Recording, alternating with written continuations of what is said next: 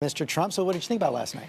I loved it. It was a great debate. We had some fun. I had a great time, and I'm very happy with the results. It was terrific. You did have that back and forth with Jeb Bush on eminent domain, and the facts do seem to be on his side. Vera Koking. Let me just explain it first, and then Vera Koking, you wanted, and the Casino Development Authority of New Jersey wanted to take her house to build a parking lot for your casino. Not a parking. She went to court.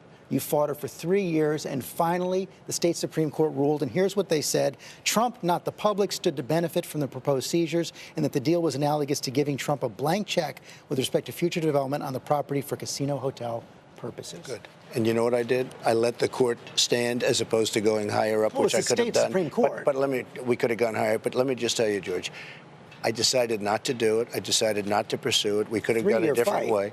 Doesn't matter. We could have gone a different way. I offered her a lot of money. She ended up selling the house for much less money than I offered her. Eminent domain is a very important thing. Jeb Bush doesn't understand what it means. And if you look into the Bush family, I found this out five minutes ago. They used eminent domain for the stadium in Texas, where they owned, I guess, a piece of the Texas Rangers. That was George W. Bush. It doesn't matter. It was the Bush family. They used private eminent domain. He didn't tell anybody this. So, I mean, he should have told people. Maybe he probably doesn't know, because I don't even think he knows what eminent domain is. But I just found that out 5 minutes ago. So no second thoughts about your position at all? Eminent domain is important. You wouldn't have highways, you wouldn't have roadways, you wouldn't have bridges, you wouldn't have hospitals, you wouldn't have anything without it. The Keystone Pipeline, everybody wants the Keystone Pipeline. If you're a conservative, you want the Keystone Pipeline. They have a whole section on eminent domain when they write up, the whole thing on the Keystone. They have a whole section right now. Crowd wasn't on your side. The crowd was on my side, except they were all friends of mine that were donors and special interests and lobbyists, some of whom worked for me in the past. It shows how broken the system is.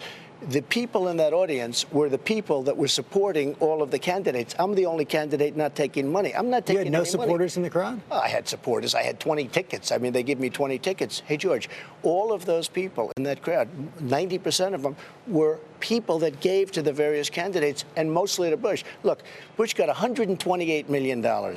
He's nowhere. He spent over $100 million on this failed campaign of his, and he's nowhere. Those people were in the audience. So every time anybody said anything, in fact, Rubio actually said, why does nobody get any response but Bush? I just think it's really showing the system. When you have somebody like me, where I don't take money, where I'm a self-funder, people really appreciate that, and that's why I brought it out last night. It was a good point, I think, but I brought it out. Issue of waterboarding front and center last night as well, and you said I would bring back waterboarding, and I would bring back a hell of a lot worse than waterboarding. What did you have in mind? Well, George, you're not talking about what I said before that. I said we are living in a world where in the Middle East they're cutting people's heads off. They're chopping a Christian's head off, and many of them. We talk about Foley, James Foley, and what a wonderful young man. Boom, they're chopping heads. So then I went into this. I said, yes, I would bring back waterboarding, and I'd make it a hell of a lot worse than waterboarding. Yeah, what did you have in mind? I had in mind going worse than waterboarding. It's enough. We have right now a country that's under siege. It's under siege from people. We're like living in medieval times. If I have it to do, and if it's up to me, I would absolutely bring back waterboarding. And if it's going to be tougher than waterboarding, I would bring that back, So too. As president, you would authorize torture? I would absolutely authorize something beyond waterboarding, and believe me, it'll be effective. If we need information, George, you have our enemy cutting heads off of Christians and plenty of others by the hundreds, by the thousands. Do we win by being more like them? Yes, I'm sorry. You have to do it that way, and I'm not sure everybody agrees with me. I guess a lot of people don't. We are living in a time that's as evil as any time that there has ever been. When I was a young man, I studied medieval times. That's what they did. They chopped off heads. So we're going to chop off heads?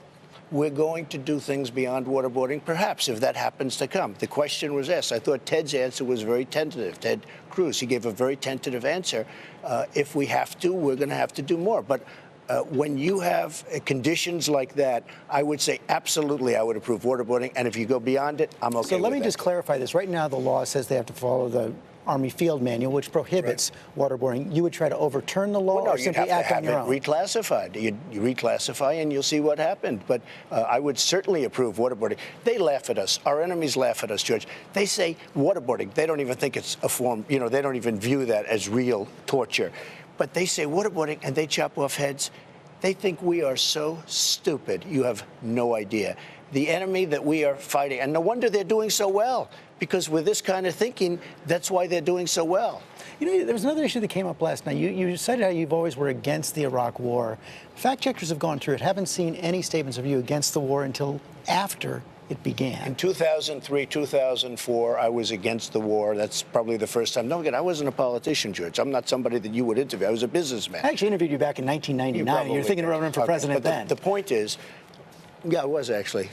Maybe I should have done it. I like this one better. I like this time better. But the fact is that in 2003, 2004, I was very much opposed to the Iraq War. I said it's going to destabilize the Middle East.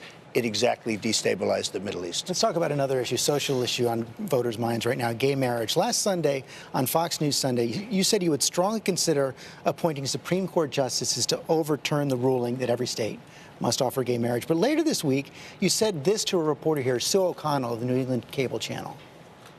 When President Trump is in office, can we look for more forward motion on equality for gays and lesbians? Well, you can. And look, again, we're going to bring people together. And that's your thing, and other people have their thing. We have to bring all people together. And if we don't, we're not going to have a country anymore. But just last Sunday, you said you would strongly consider appointing justices who will overturn. Talking about bringing people together, and I would appoint justices. It would take a long time, frankly, because I don't know how long it would take to appoint. But you want them to overturn that Supreme Court decision. I would appoint them, and we will see how they will vote. But how does that move us to equality? We'll find out. I mean, we're going to find out. There's a lot of people that want to see that. But more important than anything else to me, this country is so divided right now, as per her question. This country is so totally divided. It's probably almost never been as divided as it is right now, and we have to bring it together. But a majority of Americans now support the idea of gay marriage. Wouldn't it be divisive to try to overturn it? It has really been determined, and we will see what happens. We're going to look at judges. They've got to be great judges. They've got to be conservative judges. We're going to see how they stand, depending on what their views are. But that would be my preference. Yeah, that's what I mean. Where do you want them to stand? I would prefer that they stand against, but we'll see what happens. It depends on the judge. And how does that move us towards equality for gays and lesbians? Well, I think what will happen is, and look, George, very simple. We're going to bring our country together. We're going to unify our country.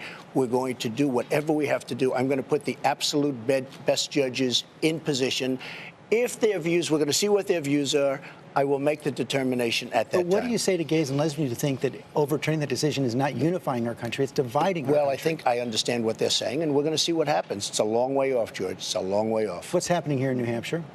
I think we're doing well. I think it's going well. I think our ground forces are good. I think I had a good debate last night.